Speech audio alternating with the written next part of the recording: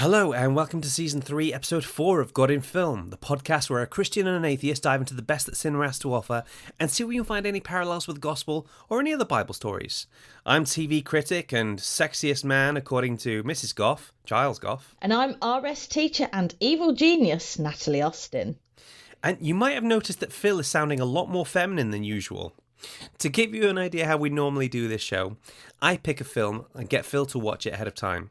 But due to this series focusing on TV, that is a much greater time commitment. So in order to give him a bit of a breather, we've got a guest co-host for this episode.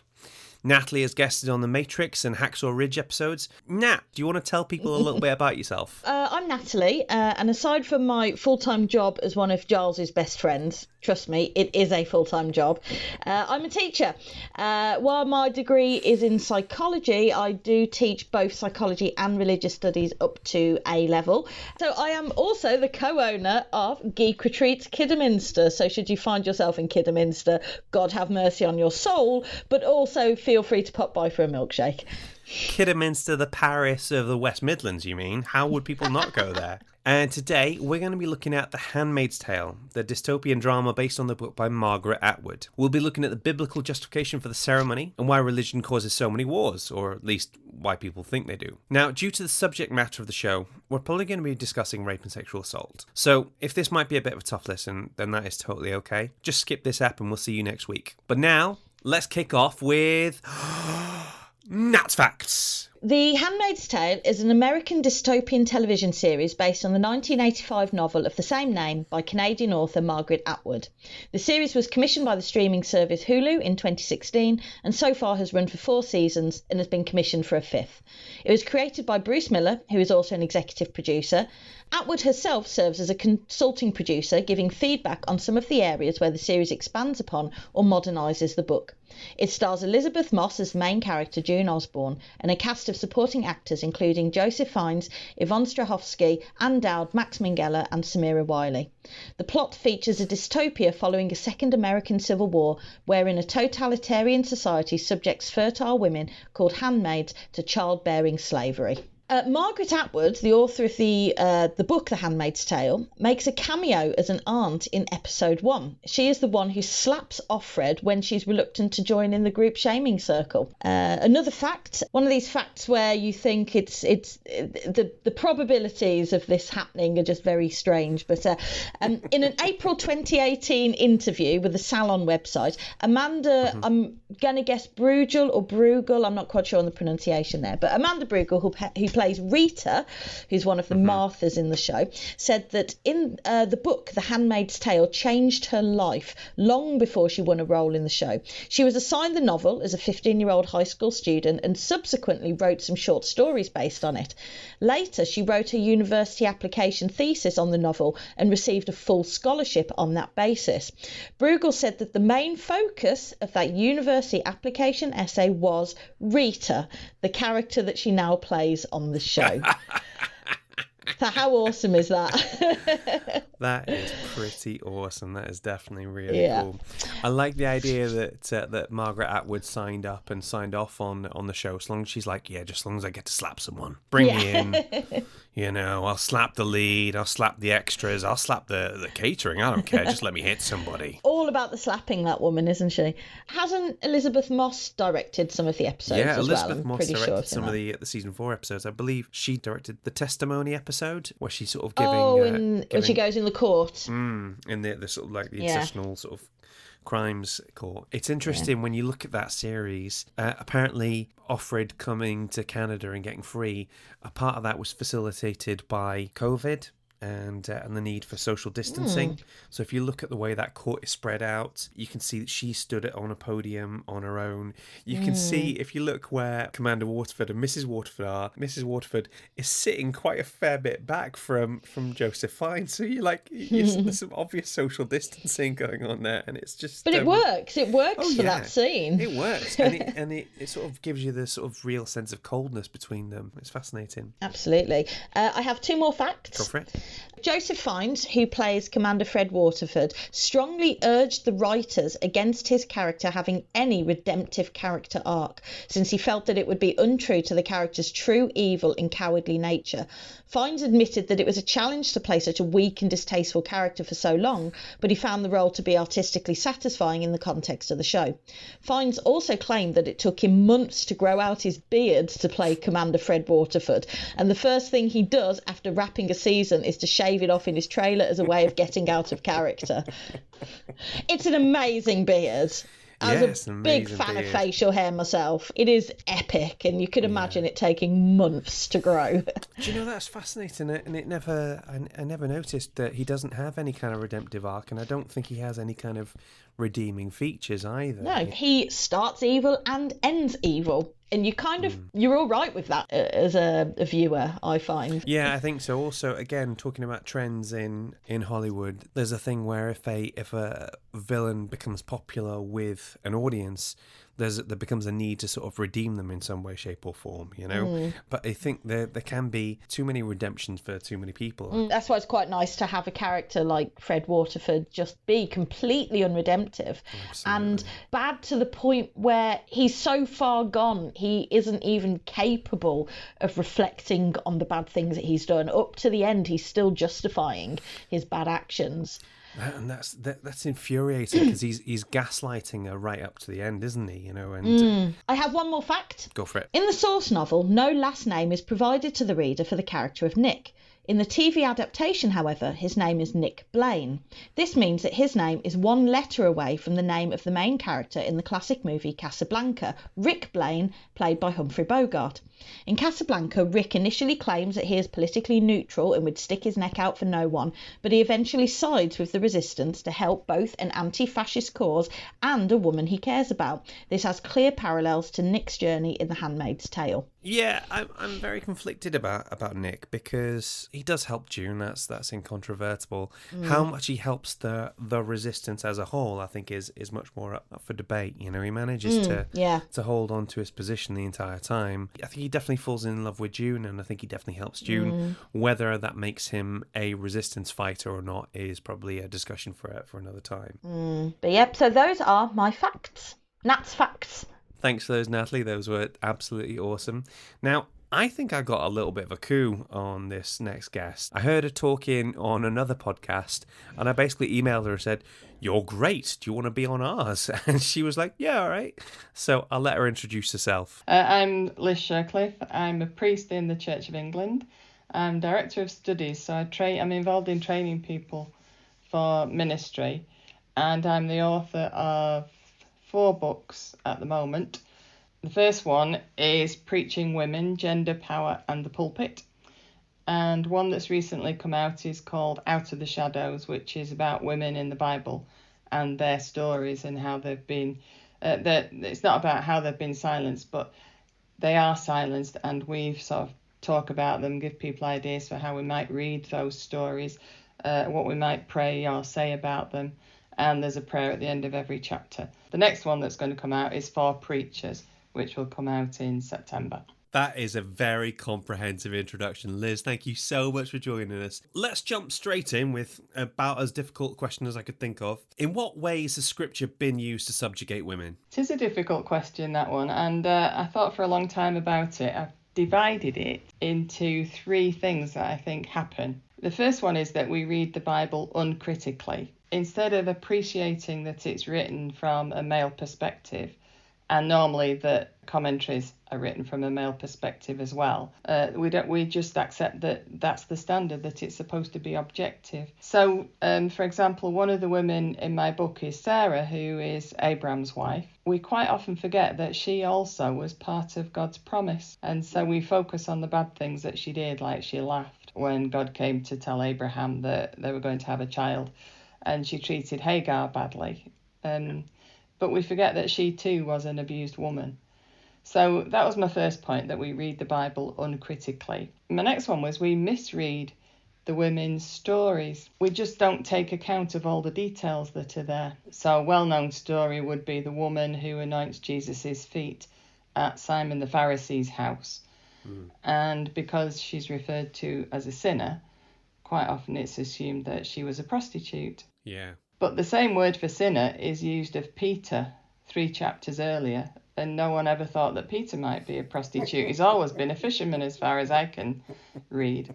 And there's various other bits of that story, like we assume she found out Jesus was in the house and came into the house uninvited.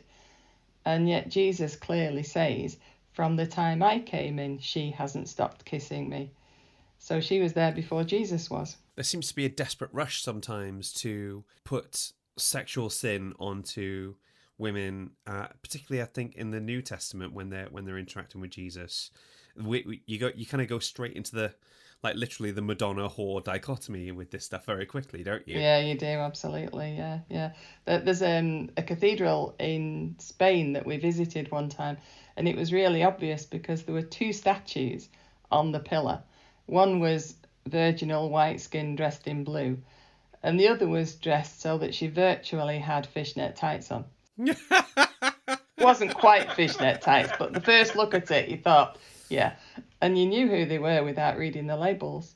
It was so stark, yeah. Moving on from that, the other issue is like power imbalance. So, for example, the early church had some really prominent women leaders, but they tend to then disappear. So when and why were women barred from leadership in the church? I think some of it is the reasons I've just said. For example, Phoebe, we know in Romans, Paul refers to as diakonos, which whenever Paul uses that word elsewhere of men, it's always minister. But for Phoebe, it's translated as servant or server or whatever it might be. But not the same power of the word. So it's deliberately used to undermine Phoebe's position, even though that's not what Paul does. That's fascinating. So it's like possibly a bit of bad faith on the part of the translator. I think, yeah, there are 2 examples where it's used. One is the King James Version, and I think then it was probably, it can't possibly be that women lead, because that was the culture of the time. So it was almost accidental. But the other translation of the Bible, and I use the word translation loosely, is is the ESV. Just for those who are not sure, what's the ESV stand for? It's the English Standard Version, okay. Which was produced after the NIV, and it was supposed to be a better translation, but actually it carried with it the preconceived ideas of the people behind it. So you'd got Jim Packer was one of the people on the committee responsible for it, and Wayne Grudem was as well. And they've got this really interesting bit, again in Romans 16, where they say, salute Andronicus and Junia. And Junia is definitely a woman's name. And it says, salute Andronicus and Junia, my kinsmen. Okay, that's interesting. So they turn a woman into a man because that's their belief. This is a recurring theme in the show, I find, that it gets very tricky when you've got people who taught you about Jesus and taught you to love God, and sometimes some of their own prejudices get taught along the way. And basically a large part of the show is just unpacking what is real and what was somebody else's preconceived ideas thrown in there. Yeah, it's very tricky, isn't it? Coming back to The Handmaid's Tale, which is obviously the one we're studying today, is there anything in particular in Handmaid's Tale that stands out to you? There are 2 things, one of which I watched through and the other one of which made me stop watching because I just couldn't hack it. The first one is she called Janine, who she goes to investigate the Red Centre.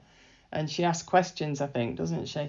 So there's Janine is the one with that ends up with having her eye removed. She gets her eye removed because she's basically, from my reading of it, because she's asking questions about what's going on. And so she asks some questions about this patriarchal system and has her eye put out for it, which is extremely abusive, but it seems to me that that's the kind of thing that continues to happen. In most wars, women are the biggest victims, because even if the war is clearly against the men of a tribe or a country or whatever, raping someone's wife is seen as punishing them. Yeah. So, the women are abused because of what the men want to do. But the image I just couldn't get past is the ceremony or something. The way this is set up by the man in power as a religious thing, and he gets his family together and the whole household actually, and they read the Bible and pray, and then he carries out what's basically rape.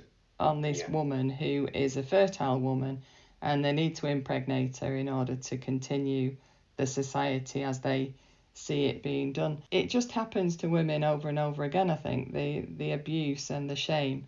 But in The Handmaid's Tale, it's kind of overlaid all the time that it's abusive, oppressive, and absolutely shaming as well. Yeah. Which seems to be the hardest. So I didn't get past that bit. Yeah, okay. Listen, Liz, thank you so much for coming to. I could listen to you talk all day. I really appreciate it. And I know a lot of our listeners are really going to love to hear your input.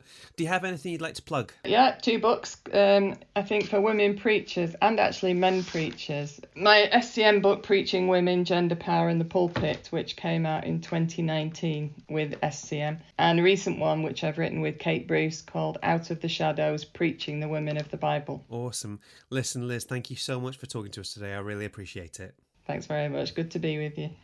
Okay, Natalie, that was Liz Shercliffe. What do you think? What an awesome woman. As someone who came to RS teaching having not really done that much studying of the subject before, I'm very much a self-taught RS professional.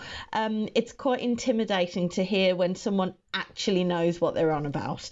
It is interesting, and I think her response to The Handmaid's Tale is quite similar to a lot of people's, in that just can't watch it because it's such a hard watch for some people. So I totally understand that particular view. I mean, I love the show, but at times it is a very difficult watch. So I could understand why some people just would not want to watch it. It does feel a bit torture porn at times. Yeah, it's a bit hard going. Now it's time for Finding the Faith in the Film. Da, da, da, da, da, da, da. Sorry, I know I'm not Phil, but I'll try my best.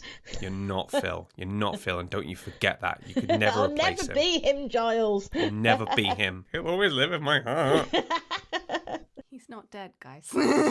That voice you heard there was one of our guests who just cannot wait to be introduced properly. We've got our Margaret Atwood expert on, Claire Gough.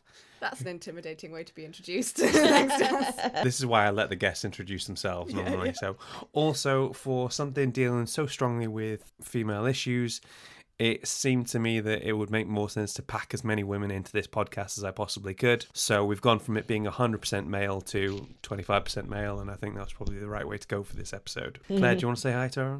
Hello everyone, I'm Claire. I have been on the podcast before. I'm Giles' wife, and I'm very happy to be back.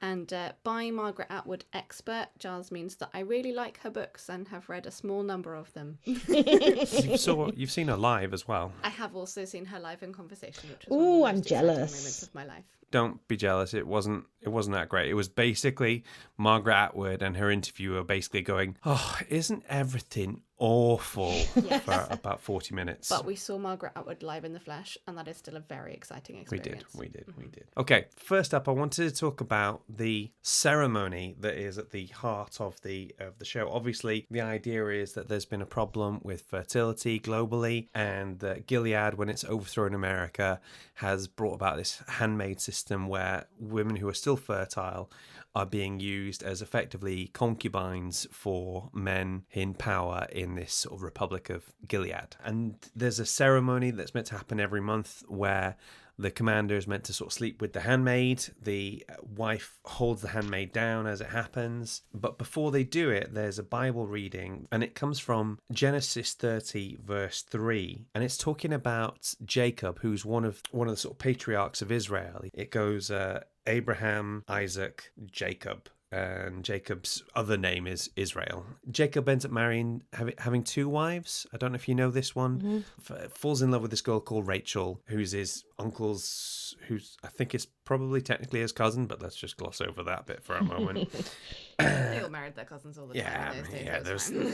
There was less options, Tinder wasn't around. They did what they had to. And he falls completely head over heels for Rachel. Her dad says, "Okay, work for me for 7 years and I'll give you Rachel." Then there's at the wedding, he gets him horrendously drunk, gets Jacob horrendously drunk, and then marries her off to Leah, who is the rougher looking sister. Wow. I'm just telling it how it is, guys, And then then Jacob, instead of Jacob going, with respect, this is not what we agreed. He's like, oh, well, if you definitely want Rachel, you're going to have to work for another 7 years. So he ends up working 14 years to marry Rachel. She is not a great bunch of lads, quite frankly. Let's put it. That's the best way I can put it. And I'm just going to read out the section to give you an idea of what happens. Leah, the one he's married to that he's not really fussed with, he might not be fussed with her, but he keeps having kids with her on a pretty regular basis, you know? So, yeah. So, Genesis 30. When Rachel saw that she was not bearing Jacob any children, she became jealous of her sister. So she said to Jacob, "Give me children or I'll die." Jacob became angry with her and said, "Am I in the place of God who has kept you from having children?" Then she said, "Here is Bilhah, my maidservant. Sleep with her so that she can bear children for me, and that through her I too can build a family." So she gave him a servant, Bilhah, as a wife. Jacob slept with her, and she became pregnant and bore him a son. Then Rachel said, "God has vindicated me. He has listened to my plea and given me a son. Because of this, she named him Dan." Rachel's servant Bilhah conceived again and bore Jacob a second son. Then Rachel said, "I have had a great struggle with my sister, and I have won." So she named him Naphtali. When Leah saw that she had stopped having children, she took her maidservant Zilpah and gave her to Jacob as a wife. Leah served Zilpah, bore Jacob a son. Then Leah said, "What good fortune!" So she named him Gad, and it goes on and on like this. And it's this idea of just sort of giving your maidservant to your husband, and that whatever child that is born to him will be yours.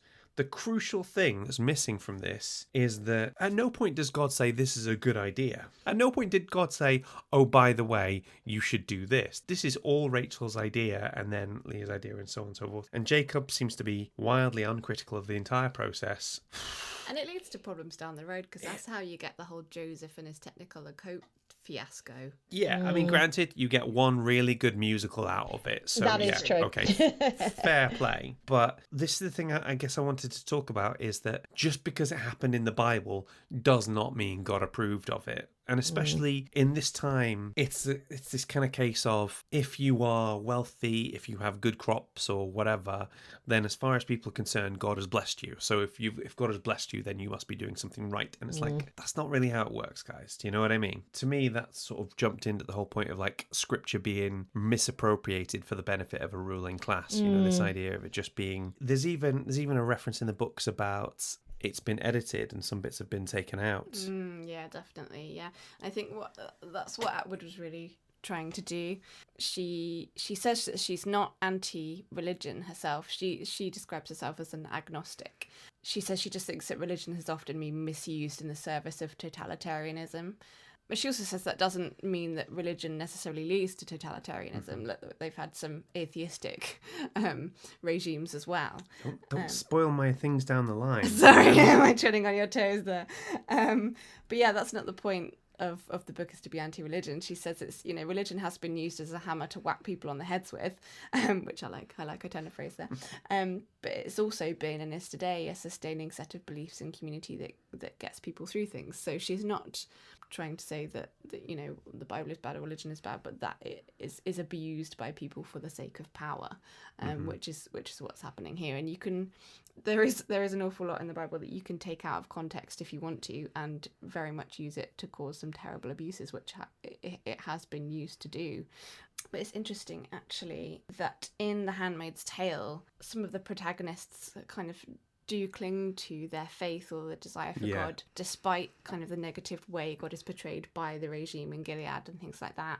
You still sometimes see characters kind of maybe praying, or I think in the TV series, some of them do mention a faith. I can't bring any examples to mind and didn't have time to rewatch the whole thing. I always remember I think it's the second series, when June's on the run, she's pregnant and she's on the run, and she takes shelter in that newspaper office, and she does basically like a religious ceremony to honour all of the people there who were murdered, and it's got very very kind of a Christian kind of ceremony, and I'm sure she does pray for them as well. And so I think it is really one of the things I love about the TV show, is that it's not just like, oh, religion bad. It's much more nuanced than that. I mean, I'm not a religious person at all myself, so it is quite nice to see that, well, actually, religion is this might be a very clumsy metaphor, but like religion's like a knife. In the wrong hands you can hurt people with it, but in the right hands you can cook someone a lovely dinner. It's I like that. I like that. Yeah, that's really good. I'm stealing that one. Yeah, it's true. And so Gilead doesn't manage to completely get rid of people's personal faith, which is quite something. Despite this kind of what you could call spiritual abuse that's visited on people, they still maintain their own faith. And the author kind of suggests that Gilead isn't a true representation of Christianity, because the underground resistance in the novels, for example, is heavily made up of Christian groups. Catholics are found hanging on the wall, and Quakers actually helped to smuggle women across borders to Canada in the Testaments. So Christians with genuine faith are depicted as those who are willing to sacrifice their lives for their beliefs. So you do get a slightly more nuanced representation. And also the sort of the Gilead regime, they are like a very, very hardline version of Christianity, but they're not at all an inclusive one. So like a lot of their victims are the wrong type of Christians. And of course, it's not just Christianity that does this. I mean, I think the elephant in the room here is what's going on in Afghanistan at the moment with the Taliban. It's exactly the same thing. It's people taking the religion of Islam, which millions, billions of people all over the world follow perfectly fine, following the rules of loving people and tolerance and respect and all these things. And you get some people who take passages that can be twisted in a particular way, and that Margaret Atwood talked about the takeover in Iran of hardline Muslim, that sort of hardline fundamentalist Islam, and women one day walking around wearing skirts and going off to university, and then the next day when in burqas and having all their freedoms restricted. I did a little bit of looking into this, and by a little bit of looking into this, what I mean is I talked to my friend Ripon. Ripon is a friend of the show. He's sort of helped us to sort of publicise it in the past. He left us a lovely review. He's also a big fundraiser for the British Heart Foundation because he'd had a heart attack himself. He is just a great bunch of lads, basically. But one of the things that people tend to think is that Islam is unfair to women and that it's got it baked in, and I obviously don't have to necessarily have time to sort of research that myself, but I just asked Ripon, how does the Taliban's interpretation of Islam differ from mainstream Islam? He gave me, as you would expect, a pretty comprehensive response. He said they differ in a pretty big way. But just for the basics, let's just take the idea of that Muhammad, peace be upon him, in Islam, is considered the perfect man. So every Muslim's aim is to try and emulate him, or at least look at the way he conducted himself in his lifetime, so that we can have a guideline of how to conduct ourselves. Let's just take his first wife, Khadijah. She was first and foremost a businesswoman, and a highly successful and affluent one at that. She was older than him too. She married him, and at no point did he stop her trading or business before or after he had his revelation. She was the first person Muhammad, peace be upon him, spoke to about his revelation, and she was the first convert to Islam. So just from that alone, you can see why the rest of the Muslim world is having difficulties with the Taliban and ISIS's stance on women's rights, or lack of. Also, Islam is very clear on inheritance for women, and this is a really interesting one, which did not exist pre-Islam. For example, a daughter gets half of what a son gets. That might seem harsh, but the son is expected to use his share to look after his family and his mum and dad if they're living. The daughter's inheritance is solely hers, and she doesn't owe it to anyone. Also, women are given dowries for hands in marriage. Again, the money is solely hers to do with as she pleases. She doesn't have to contribute towards the household at all with that dowry money. This is off the top of my head. There's so much more, but you can see why the Taliban's way of removing every right, every ounce of wealth from women just does not comply with Islamic doctrine. I won't pretend that other branches of Islam also have forgotten these basic rights, but it's clearly stated in the Quran and in the Hadith, that's like a how Muhammad, peace be upon him, conducted himself guide on the importance of making sure women are looked after. And then Ripon ends by saying, my stance has always been, when in doubt, read the book, and the book is pretty clear. And I absolutely loved that.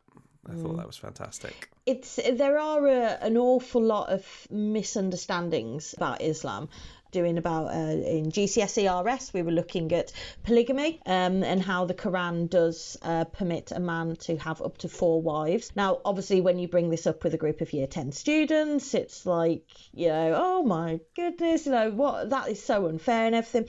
But I was chatting with a Muslim colleague of mine, and she said that, well, actually, it's all about protecting women, because back at the time when this this was sort of first put down in writing, women had no rights, very few rights. They didn't really have much ability to earn their own money. And so if a woman was married and her husband died, she'd lost her form of income. And so if another man was able to and marry her, he could then provide for her. And she also made the point is that when Muhammad said this, that, men could have up to 4 wives. I think it's in a hadith rather than in the Quran.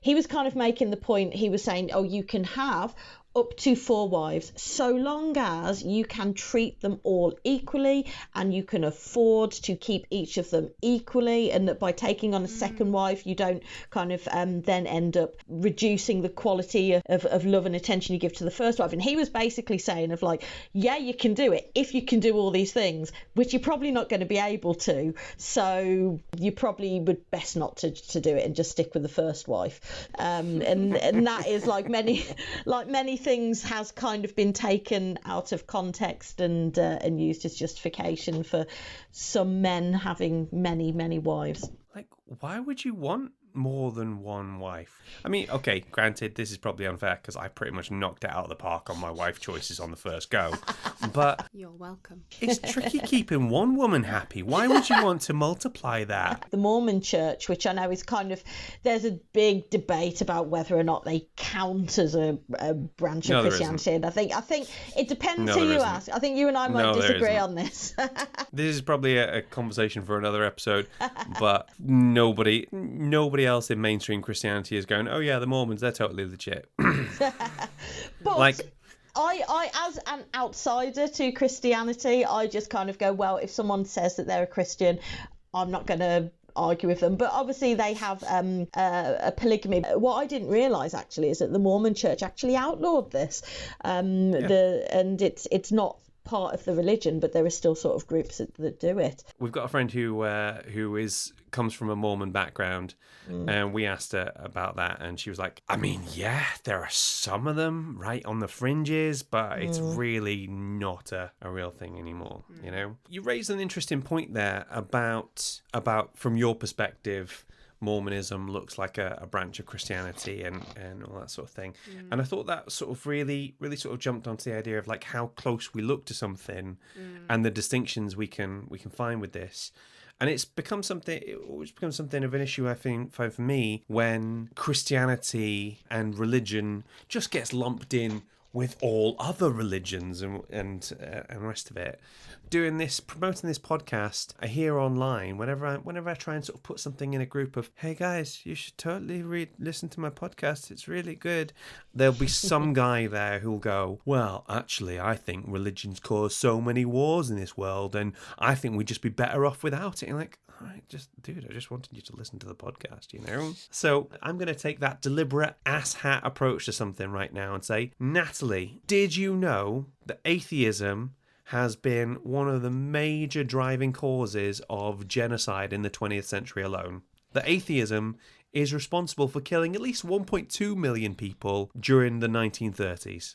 Are you talking about Maoism? I wasn't. No, actually. What can you tell me about Maoism? People often kind of lump Mao in with the sort of evil atheists because... Well, hang on. Mao is communist, Chairman Mao, right? Yeah, he was communist, which obviously is an atheistic kind of ideology. Well, there we go. It's the question though, is if an atheist does a bad thing, is it because of the atheism? Just like when a Christian does a bad thing. When a Christian does a bad thing. Going around atheism things up, Well, personally, I'm an atheist and I've never committed genocide. That we know of. Obviously, guys, I'm being reductive there. I'm trying to point out that if you want to take things in very broad strokes, nobody comes out of this particularly well. Every belief system could be associated with some horrendous massacres of some form or other. But that's not what God's about. That's not what atheism's about, and it's reductive to say so. Again, like I say, it's like Margaret Atwood has done with Gilead, is that it's people who want to do something terrible and want to make a grab for power, who are using whatever thing they have to hand as an excuse. Yeah. So, using religion as an excuse. I mean, when I look at the regime in The Handmaid's Tale, I barely even recognise it as Christian, to be honest. It doesn't look like any kind of Christianity I've ever seen. I don't think they even ever mention Jesus, which is a fairly core tenet of Christianity. I think that is a key choice by Atwood, that she keeps Jesus out of it to illustrate that it's very Old Testament, and it's drifted so far from it. When you read the books and when you sort of watch the TV series, it feels like somebody has done a Control F search of their Bible and just found some terms and applied it to things. Like, do you remember the Marthas? Do you know where that comes from? It's Lazarus' sister. I can't remember the rest of it. I'll save you some thinking. So it's in Luke 10:38-42. As Jesus and his disciples were on their way, he came to a village where a woman named Martha opened her home to him. She had a sister called Mary who sat at the Lord's feet listening to what he said. But Martha was distracted by all the preparations that had to be made. She came to him and asked, "Lord, don't you care that my sister has left me to do the work by myself? Tell her to help me." "Martha, Martha," the Lord answered, "you are worried and upset about many things, but few things are needed, or indeed only one. Mary has chosen what is better, and it will not be taken away from her." We've talked about this on the podcast before, haven't we? Yeah, I was going to say, I think I've mentioned this before about how the posture that Mary takes, who sat at the Lord's feet, is actually traditionally associated with a student and a rabbi. So by telling Martha to leave Mary alone and let her stay doing what she's doing, he's kind of endorsing women learning, which is kind of the opposite of what Gilead are going for. Yeah. Gilead's a really good example of a theocracy. How would you define a theocracy? I imagine the definition would be something like a form of government which takes its rules of governance from a religious source. Yeah. It's a form of government where religion is ruling it. Believe it or not, we heard it mentioned in a sermon a few months back where somebody talked about how heaven will be like a theocracy. It's like... That makes me uncomfortable. I don't know if that's it. I mean, let's face it. When we think of theocracies, my brain goes straight to Star Wars, and the Empire. The Emperor is a Sith Lord. Sith is a religion, and that didn't work out well for anybody. So I think like we'll just take a blanket term and go, theocracies are bad, you guys, because for government to work, it has to work for everybody, and it has to work on the basis that you and I have the same rights, no matter whether we agree on things or not. Interestingly, a new word I stumbled upon yesterday when I was researching for this. Well, I suppose it is a theocracy, but we can be more specific. It's actually a theonomy. So a theonomy is a hypothetical Christian form of government in which society is ruled by divine law. So if we're talking theocracy, you could have a Muslim theocracy or whatever. If you're talking about Christian theocracy, then we can use the word theonomy. So there's a nice new little bit of terminology. And do you know who came up with that term? I want to know so hard. If I said divine law... Oh, no, I feel like... Come on. Who's my boy? Who's my boy? Tommy A. Oh, Thomas Aquinas. Yeah, it's Thomas Aquinas. My boy. Pops up everywhere in the A-level spec. I was going to embarrass myself. My brain was shouting, don't say Sigmund Freud. Don't say Sigmund Freud. I have complicated feelings about Freud. Yeah. How hot must have Sigmund Freud's mum been? Exactly. We're all thinking it. So anyway, Margaret Atwood and The Handmaid's Tale, guys. Yeah. But you're right about absolutely taking things in context though, because it's the same with a lot of the stuff in the Bible. Like some of it I really struggle with. Lots of people really struggle with, especially in the Old Testament. But like Giles says, just because something's in the Bible doesn't necessarily mean God endorsed it. It's important to remember that sometimes. Just because something happens, if God didn't say, I see this and it is good, you shouldn't necessarily take it as an example of how to live your life. But also, you do have to look at it in context, like you say, like in the society in which they lived. A lot of the time, women were literally property, and their entire purpose was to produce children, and you do sort of have to take it in that context and look at, okay, was this kind of progress for where people were at then, and that kind of thing, But I think it all kind of comes down to this idea of the Bible having dual authorship. I mean, if you come across that phrase before? Talk me through that. So essentially it's the idea that the Bible is the word of God spoken through the words of man. Yeah. And you've probably heard the phrase, I think it's from Timothy, that the Bible is God-breathed. God-breathed, inspired by rather than dictated. And so unlike, say, the Quran, which is viewed as the literal word-for-word word of God, that, you know, it was the angel Jibril, who's equivalent to the angel Gabriel. Came to Muhammad and said, right, recite, and then like gave Muhammad the words which he recited word for word, and so the Quran being the literal word of God. The Bible has to be viewed through the lens of the culture in which it was written, and there's there's a kind of a field of sort of religious investigation called redaction criticism. I don't know if you've ever heard of that. No. The word rings a bell, but I can't remember what it means. I could take a guess. Is it the idea of that some things have been redacted from the Bible along the way? And sort of. Redaction criticism, it's essentially the idea that when you read the Bible, you have to bear in mind the historical context of the time that it was written, and then kind of have to look through that context in order to get to what actually God is saying there. No, I think that makes total sense, because and this is often the thing we come to when there's discussions about slavery or discussions about women in the New Testament. There's no discussion in the New Testament about proportional representation in voting rights or anything like that. And it's because it was so light years ahead of anything they could have possibly anticipated that's why it's not touched upon, you know? Absolutely. Yeah, I mean, the way Jesus treated women and the way women were treated in the early church was actually incredibly progressive. In that time, it just looks backward to us looking at it from our modern lens. But yeah, you have to look at it in the light of context. I had a great quote from Tom Holland, the historian, recently that said one of the earliest forerunners of communism is the early church, because they all share their things. Yeah, it instructs you to everyone share everything and give people that have access, give to people that don't have enough, which is really how we should more be living. Absolutely. I think if you try and tell anyone in America that, you might get a bit of a rude response. Redaction criticism is a scholarly method of studying Bible texts. It views the writers as editors rather than the original authors of Scripture.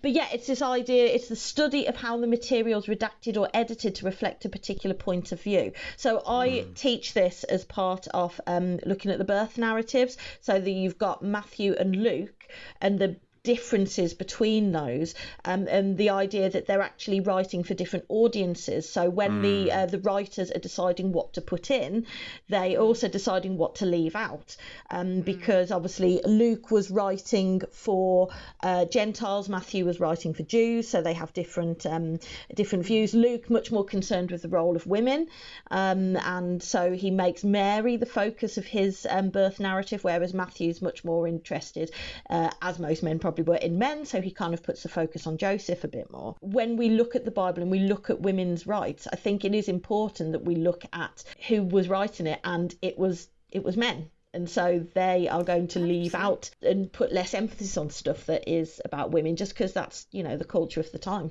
Absolutely. And for me, in some ways, that kind of persuades me more of the veracity of the Gospels, because they're written by men. You wouldn't expect them to be putting women as the first witnesses to the resurrection. Like, if a men are writing this, if they were making it up, in those days, women's testimony was worth extremely little. So if they were trying to invent it, they wouldn't be putting women as the first witnesses. They would pick anyone else. Yeah, what was that phrase? If it wasn't for women preachers, no one would have ever heard of the resurrection. Yeah. Is there anything more you guys would like to talk about The Handmaid's Tale? Lots. Go for it now. One of the big things with The Handmaid's Tale that Margaret Atwood was very insistent on when she was writing it was that she didn't want to invent anything. She wanted it to be nothing that happens in the book that hasn't happened at some point in history. She sometimes really rails when people call Handmaid's Tale science fiction, and she says no, it's speculative fiction. Yeah, I was going to talk briefly about the name Gilead. The name Gilead means Hill of Testimony. And it is a place in the Bible. That's where it's taken from. So I don't know if that's sort of Gilead holding itself up as a model, perhaps, to other nations around it in the pompous way that it has. Yeah, it always seemed like such an odd one, doesn't it? Yeah, I thought it'd be interesting just to give a few examples of real world incidents that Margaret Atwood used to base The Handmaid's Tale on. Do you know much about Romania and Nicolae Ceausescu and his policies? I mean, obviously I do, but just in case Claire doesn't, do you want to just explain it for her? So for Claire, and Giles, feel free to jump in and correct me if I get will. anything wrong. So in Romania in the 1960s, it was run by this dictator called Nicolae Ceausescu, who I had to go and find a YouTube video of how to pronounce his name because it does not look like Ceausescu. So he had this idea, as back when Romania was part of the communist bloc.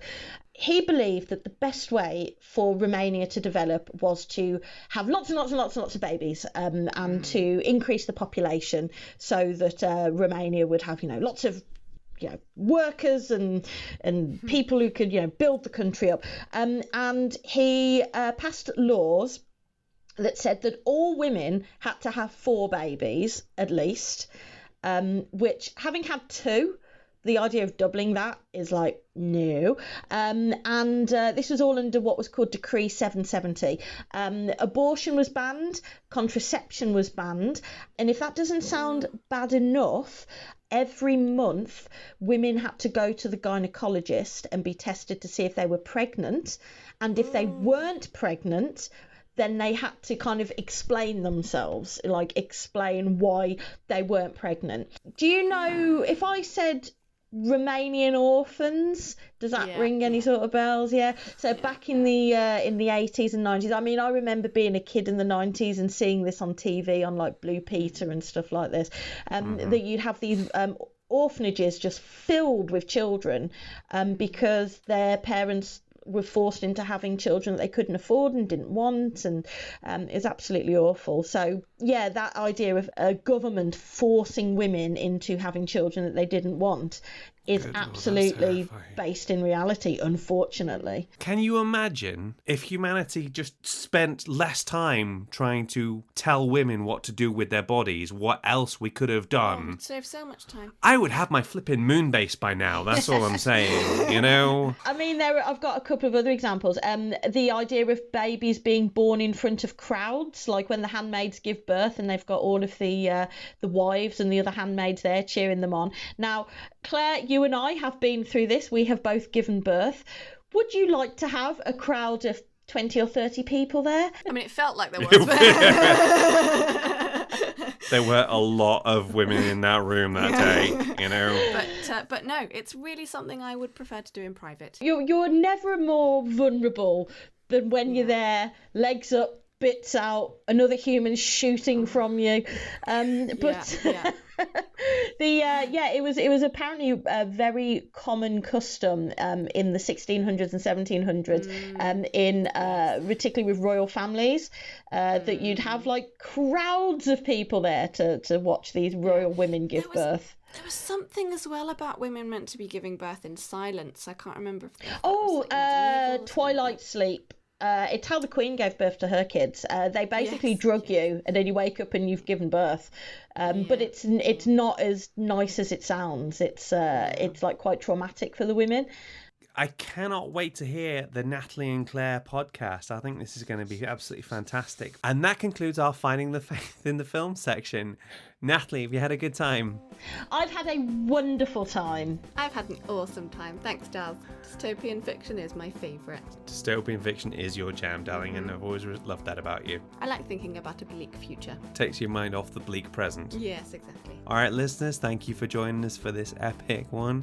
We will see you next week for Deep Space Nine. Bye! Bye! God in Film is hosted and created by Giles, Gough and Phil Coleman, with special co-host Natalie Austin.